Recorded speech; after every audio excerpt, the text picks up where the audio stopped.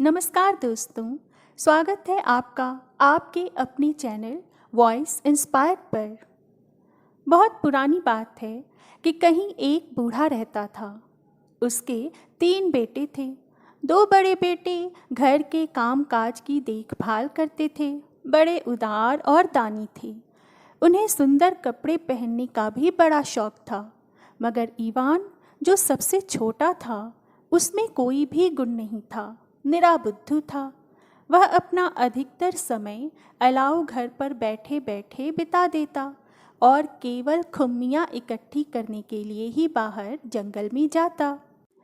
जब बूढ़े का मरने का वक्त करीब आया तो उसने तीनों बेटों को अपने पास बुलाकर कहा, जब मैं मर जाऊं तो तुम लोग लगातार 3 रातों तक ज़रूर मेरी कब्र पर आना और मेरे खाने के लिए कुछ रोटी लाना। बूढ़ा मर गया और उसे दफना दिया गया। पहली रात को सबसे बड़े भाई को कब्र पर जाना था, लेकिन वह बड़ा सुस्त था, या यूँ कहिए कि बड़ा डरपोक था और कब्र पर जाने से डरता था। इसलिए उसने बुद्धू ईवान से कहा, अगर तुम आज मेरी जगह पिताजी की कब्र पर चले जाओ तो मैं तुम्हें केक खरीद दूंगा। ईवान फौरन राजी हो गया। उसने कुछ रोटी ली और अपने पिता की कब्र पर जा पहुंचा। वह कब्र के पास बैठ गया और आगे घटने वाली घटना का इंतज़ार करने लगा। आधी रात होने पर ज़मीन फटकर अलग हो गई और बूढ़ा बाप कब्र से बाहर आकर बोला, कौन है? क्या तुम हो मेरे बड़े बेटे?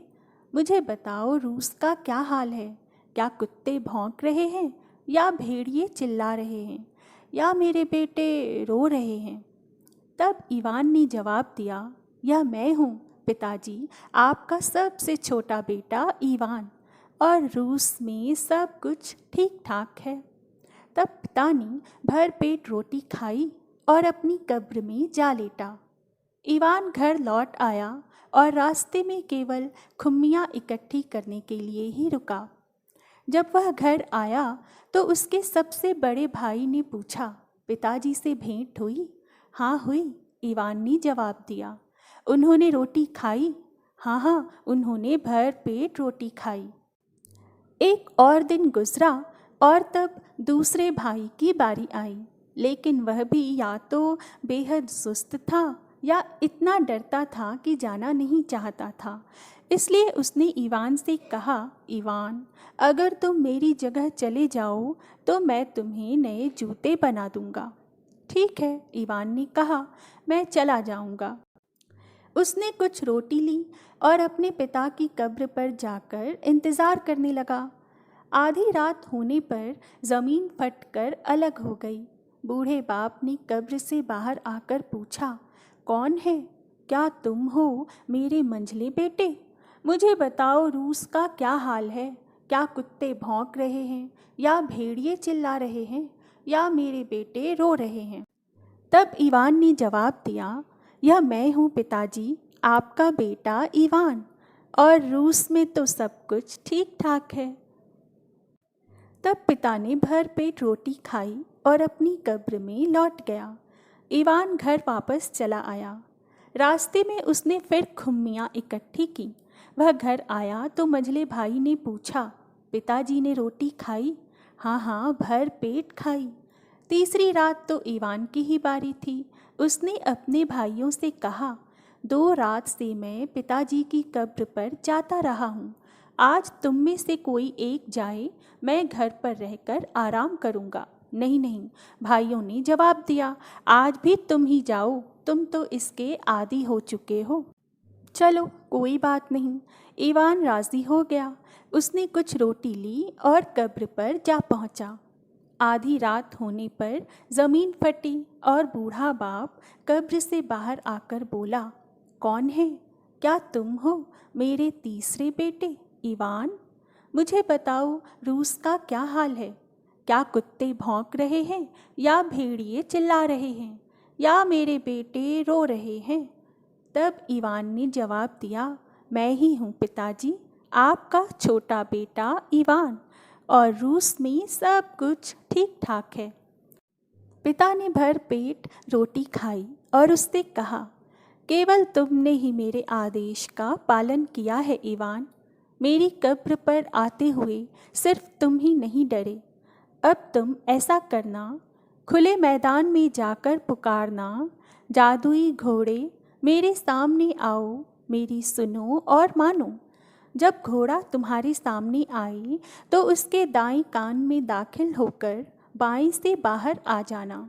तब तुम इतने सुंदर युवक बन जाओगे कि जैसा पहले कभी किसी ने देखा ही न हो।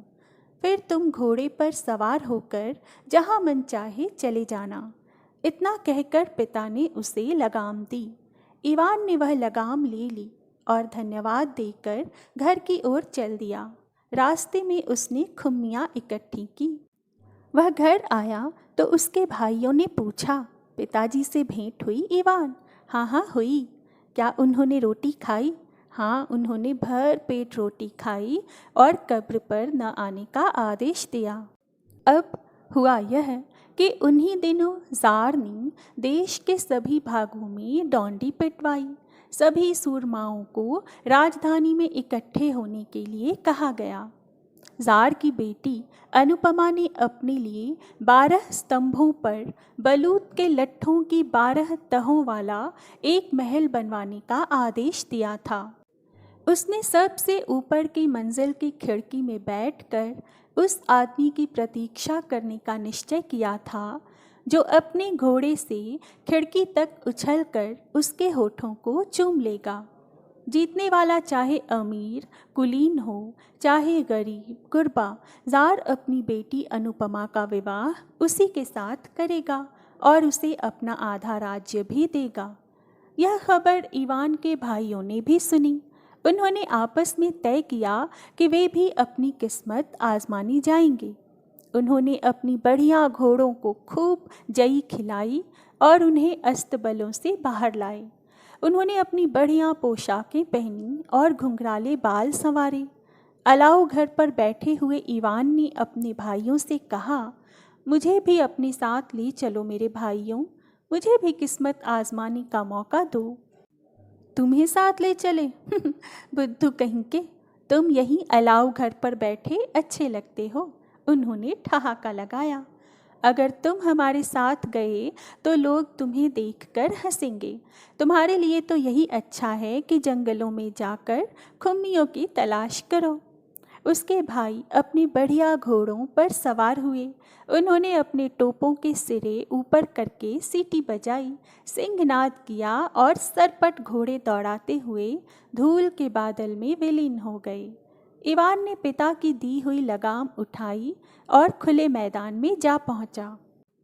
पिता ने जैसे बताया था उसने वैसे ही जोर से आवाज़ दी, जादुई घोड़े मेरे सामने आओ, मेरी सुनो और मानो। और लो, एक घोड़ा उसकी तरफ तेजी से आता हुआ दिखाई दिया। उसके पांव तले की धरती कांपती थी। उसकी नाक से शोले और कानों से धुएं के बादल निकल रहे थे। यह तेज घोड़ा ईवान के पास आकर रुक गया और कहने लगा, हुक्म मेरे मालिक। ईवान ने घोड़े की गर्दन थपथपाई, उसे लगाम पहनाई और उसके दाएं कान में प्रवेश कर बाएं से बाहर आ गया। देखते ही देखते वह उषा बेला के आकाश जैसा सुंदर युवक बन गया। वह जादुई घोड़े की पीठ पर सवार हो गया और ज़ार के महल की तरफ चल दिया। जादुई घोड़ा अपनी दुम की फटकार के साथ पहाड़ियों को लांघता, घाटियों को फांदता, ठूठों पेड़ों को फलांगता हुआ बढ़ता चला गया। ईवान आखिर ज़ार के महल के आंगन में जा पहुंचा। उस समय महल के इर्द गिर्द के मैदान लोगों से भरे पड़े थे। वहाँ ही 12 खंभों पर बलूत के लट्ठों की 12 तहों वाला महल था। उस महल की सबसे ऊपर की मंजिल की खिड़की में राजकुमारी अनुपमा बैठी थी। ज़ार बाहर ओसारे में आया और उसने कहा, वीर युवकों, तुम में से जो अपने घोड़े पर सवारी करता हुआ महल की खिड़की तक उछलकर मेरी बेटी के होंठ चूम लेगा, वही उससे शादी करेगा और उसे मैं अपना आधा राज्य भी दे दूंगा। राजकुमारी अनुपमा को पाने की इच्छा रखने वाले नौजवान बारी बारी से घोड़े पर सवार होकर आए, कूदे फांदे, मगर अफसोस खिड़की उनकी पहुंच से बहुत दूर थी। दूसरे लोगों के साथ इवान के दोनों भाइयों ने भी कोशिश की, वे तो आधी ऊंचाई तक भी न पहुंच सके। अब इवान की बारी आई। उसने अपना जादुई घोड़ा सर पर दौड़ाया। वह हुंकारते और सिंहनाद करते हुए ऊपर को उछला और 2 कम अंतिम लट्ठे तक जा पहुंचा। वह एक बार फिर घोड़े को तेजी से दौड़ाता हुआ आया, ऊपर को उछला और इस बार 1 कम अंतिम लट्ठे तक पहुंच गया। उसके लिए अब तीसरा और आखिरी मौका बाकी रह गया था। इस बार उसने जादुई घोड़े को बहुत ही तेज दौड़ाया। घोड़ा हाँफ रहा था और उसके मुंह से झाग निकल रहा था। इवान आग की तेज लपट की भांति खिड़की के पास पहुंचा और उसने राजकुमारी अनुपमा के शहद जैसे मीठे होंठ चूम लिए। राजकुमारी ने अपनी मुहर की अंगूठी से उसके माथे पर निशान लगा दिया। लोग चिल्लाए, इसे पकड़ो, इसे रोको। लेकिन इवान और उसके घोड़े का तो कहीं अता पता ही न था। वे दोनों तेजी से खुले मैदान में पहुँचे। इवान जादुई घोड़े के बाईं कान में दाखिल होकर दाएं से बाहर निकल आया और देखते ही देखते वह पहले जैसा हो गया। जादुई घोड़े को वहीं छोड़कर वह अपने घर की ओर चल दिया। रास्ते में उसने खुम्मियाँ इकट्ठी की। वह मकान के भीतर गया। एक चिथड़े से उसने अपना माथा बांध लिया और पहले की भांति अलाव घर पर चढ़कर लेट गया। कुछ देर बाद उसके भाई आए। वे जहाँ गए थे और उन्होंने जो कुछ देखा था वह सब बयान किया। राजकुमारी को चाहने वाले तो बहुत थे और एक से एक बढ़ चढ़कर सुंदर भी, उन्होंने कहा, लेकिन उनमें से एक तो बस कमाल ही का था। वह अपने तूफानी घोड़े से उछलकर राजकुमारी की खिड़की तक पहुंचा और उसके होंठ चूमने में सफल हो गया।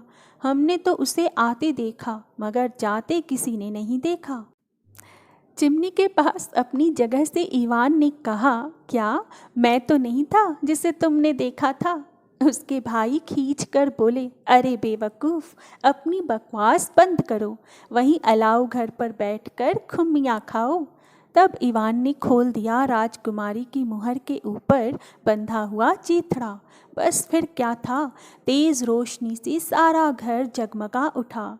उसके भाई डर कर चिल्लाए, अरे बेवकूफ़, यह तुम क्या कर रहे हो? मकान जला डालोगे।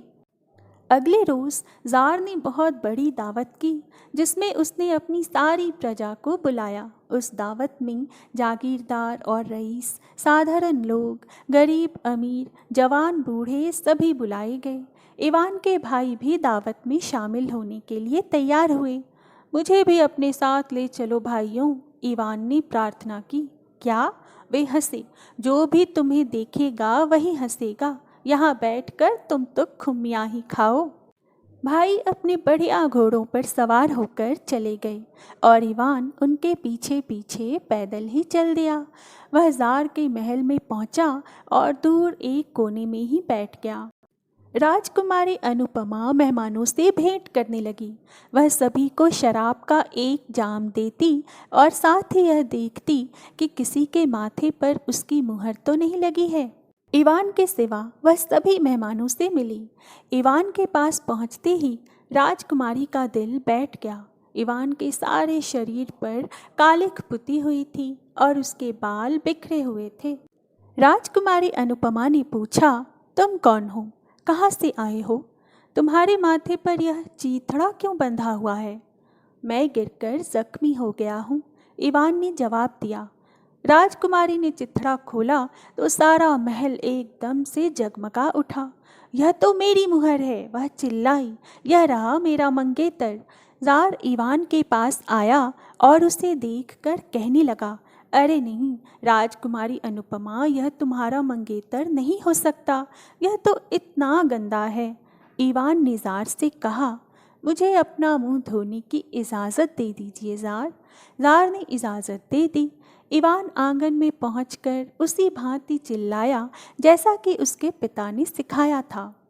जादुई घोड़े मेरे सामने आओ, मेरी सुनो और मानो।